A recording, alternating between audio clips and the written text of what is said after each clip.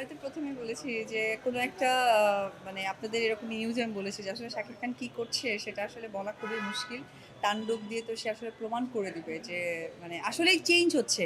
তার কোনো ক্যারেক্টার কোনো আ মানে কি বলে? তার হচ্ছে আ মানে ক্যারেক্টার কোনটাই ম্যাচ করছে না। এটা আসলে একটা শিল্পীর হওয়া উচিত যেটা উনি করিয়ে দেখাচ্ছেন এবং এটা প্রাউড লাগে যে উনি আমাদের বাংলাদেশের শিল্পী। মানে এক বাক্যেই বলব জাস্ট সুপার, সো প্রাউড যে আসলেই শাকিব খান একটা বার্তা দিয়েছিল অনেক বছর আগে আপনাদেরই চ্যানেলের সামনে। আমিও দেখেছি যে ইন্ডাস্ট্রি চেঞ্জ করতে হবে, চেঞ্জ করতে চায়। তো সেটা আসলে উনি কাজে রূপান্তরিত করে আপনাদের সামনে পৌঁছে দিচ্ছে। আসলে আমার মনে হয় যে এটা আমার না, আপনারা অনেক গর্বের সাথে জিজ্ঞেস করছেন প্রশ্নটা। আ জুটিটার বিষয়টা আসলে সকলেই চায়। অনেক প্রশ্নের মোকাবেলায় আমাকে হতে হয়। আসলে উনার সাথে এখন কাজ করাটা অনেক সৌভাগ্যের ব্যাপার। এত কাজ করার পরেও আমি বলব অপু বিশ্বাস সৌভাগ্যের ব্যাপার।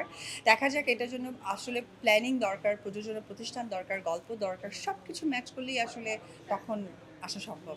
ধারা তো শুরু হয়ে গেছে, থাকবে। তবে ভালো কাজের জন্য আপনারা সকলেই আমাকে দোয়া করবেন। আমি চাচ্ছি একদম প্রপার একটা সেই অপু বিশ্বাসকে যেটা আপনারা চান, দর্শকরা চায় সেটার জন্য আমি প্রেজেন্ট